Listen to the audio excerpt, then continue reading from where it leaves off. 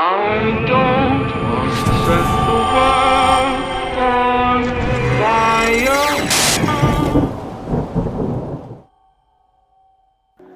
fire. This is my video game collection. As it stands right now, I have hundreds of Xbox 360 games, as you can see here, including a lot of the rare ones that cost quite a bit of money if you were to try to buy them on the secondary market.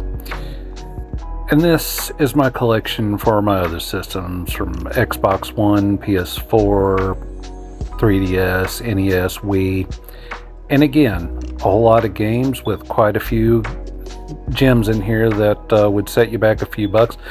But I'm here to tell you that it's not always the most expensive items in your collection that are the most valuable. And today I'm going to discuss exactly what I mean. What is up, good people? Long time no content create. Had a lot going on in life lately, so I've been kind of busy. I saw a video not too long ago from the Super Retro Force, of course, led off by Iowa Retro Gamer Dad.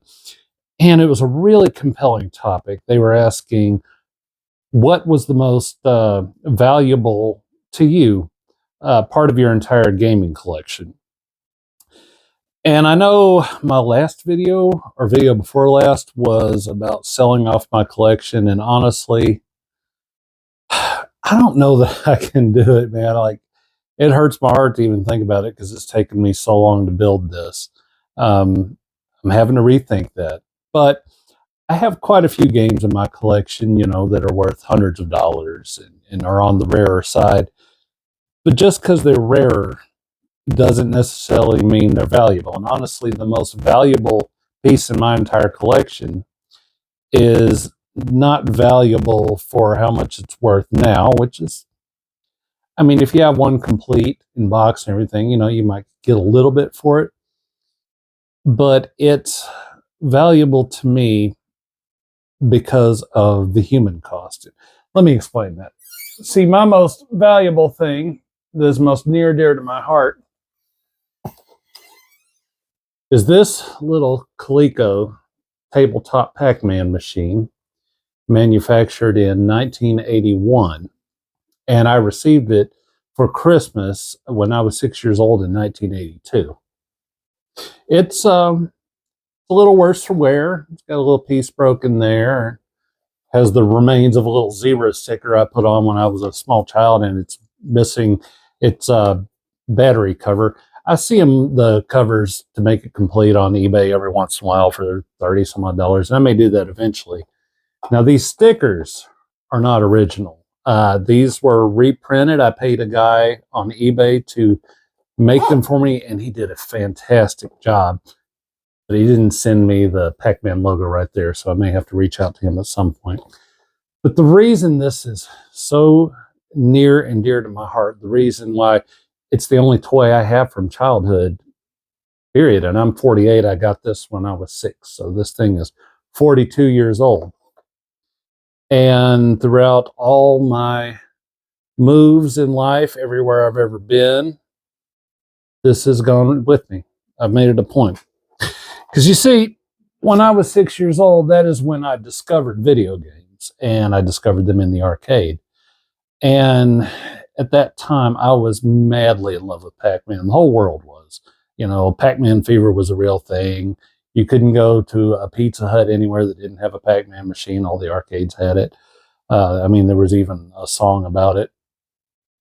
And I just really, really wanted one. But being a small child with a father who had, till the day he died, severe alcohol addiction, that left my mother, and we lived in rural Arkansas, and that left my mother to be the breadwinner. And my mother has been physically ill for most of her life, has a lung issue that it's incurable. She's dealt with it since she was in her 20s when she met my father. And anyway, at the time also, Atari was, a big thing, but we didn't have the money for that. We were poor. Okay. But we weren't just poor, we were po. So, clothes on my back, roof over my head, that was about the most that, I could hope for at the time. Of course, being a little kid, my parents, shielded me from financial reality. So I didn't even realize it at that time. But because my father, he really didn't like to work, mainly as I grew to find, is that my dad, his alcoholism, and he couldn't have anything interrupting his quality drinking time. So often my mom, and I think I've mentioned this on one of my videos before here, she worked 2, sometimes 3 jobs to make sure that everybody was taken care of. And to her credit, she didn't she grew up without her father, and because he died when she was really young, and she didn't want that to be the case for me. And as it turns out, and I'm not saying this like for pity or anything, this is just the fact of the matter, I still grew up without a father, because physically he was there, emotionally, mentally, nope. So anyway, I'm really dragging this story out. I'm just trying to set the scene so you understand why this little tabletop is so important to me. So an Atari was out of the question. We had one little 13, I think, 15-inch TV in the house that was in the living room. Never had cable or anything like that. And, at the time, again, just Atari was prohibitively expensive. But Mom knew how much I was in love with Pac-Man. And she saved up money. She had to hide it from my dad, because if she didn't, he'd spend it on booze. So she was able to squirrel away enough for this little machine here. And I think at the time was $60 that she paid for it, I believe she told me. And on Christmas morning, she set me up with quite a few toys. Santa was good to me that year, of course, by my standards, I wasn't hard to impress. And she really did her best to make that a happy Christmas for me. And to this day, even though I was 6, I remember it vividly. And that was my happiest Christmas memory. And I played this machine and played it and played it and played it, even though it made the most horrible sounds.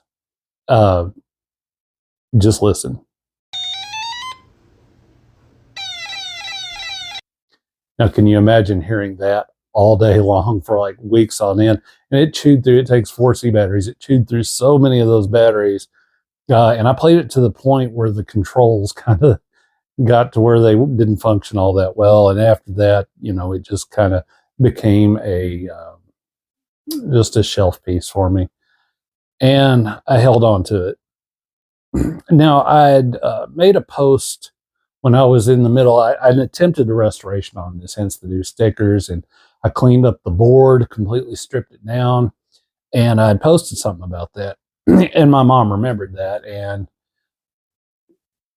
while my mom and I, to this day, we have kind of a rocky relationship, but my mom is a very generous person. So she found this on Etsy for me. One that's complete in box. And I'm not going to take it out, but trust me when I tell you this thing is in absolutely immaculate condition. And she told me that it had, that she got it for $50, which blows my mind. That price for this even has the original price sticker on it from some outlet called Dole Girl. I don't know what that says. My eyesight's getting a little shoddy in my old age, but brand new. This thing at the time had been marked down to $54.84. I love that it has that bit of history. And as much as I was grateful to receive this in brand new condition, this is where my heart is. This machine gave me so much joy, so much happiness. Despite the fact that it's a LED based game, not the most technologically advanced thing even by the time. But as a kid, I didn't care. You know, the basic function of Pac-Man was there. You could go around the maze, eating the power pellets, and then eating the big old power pellets, and eating Ghost. And it had 4 different game modes on it. It had Eat and Run, which, as I recall, is there's just the 4 main power pellets in either corner. You got to eat one and run away from the ghost, I guess, for as long as you can. There's a demo mode, regular Pac-Man, and then there's a 2-player mode. I don't think I ever got anybody to play the 2-player mode with me. But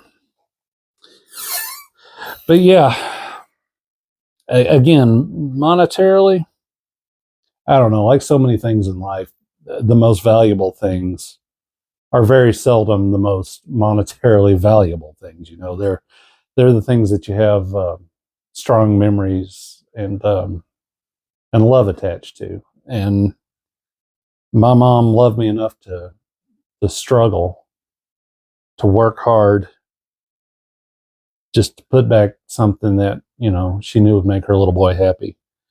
And as a parent myself now, I fully understand how she must have felt and what her thought process must have been at the time. I'm fortunate enough to have a spouse that also works, which she did not have the benefit of. But yeah, that's the most valuable piece of my collection. Again, you know, I have individual games that are worth several times what this thing is worth. You know, if I wanted to sell it, I will never sell this. This will be passed on to my children if they care to hold on to it. But anyway, that's the story. And I thank you for listening to my rambling. And I hope y'all have an absolutely fantastic week coming up. Tomorrow is the big solar eclipse day. And since I live here in central Arkansas, we're in the path of totality. It's going to be really interesting to see how tomorrow goes, because my employer is located in a mall, and we expect that the parking lot is just absolutely going to be packed stupid with people. But I've got my eclipse viewing glasses, and my coworkers and I have already made plans. Our boss is going to shut the store down for a little while during the eclipse, so everybody can go out and enjoy it. And we're going to get some food, and it should be a pretty good Monday, as Mondays go. Again, thank you for watching. I hope if you feel so moved, if this is your first time watching, thank you. Please like, please subscribe, and please comment. I do my best to always reply to comments, but it's not like I get enough of them to not reply. But anyway, that's it for now. Take it easy. And as always, remember, pick your battles, because not every hill is worth dying on.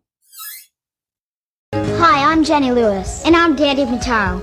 So you use crack, or you're thinking about trying it. First of all, I think you better listen to what Danny has to say. Crack has not done anything positive for anyone that has tried it. Being strung out is not a game. So if you're thinking about using crack, don't do it. And if you use crack right now, do yourself a favor and get help now. Be a KHJ TV star. Don't use drugs.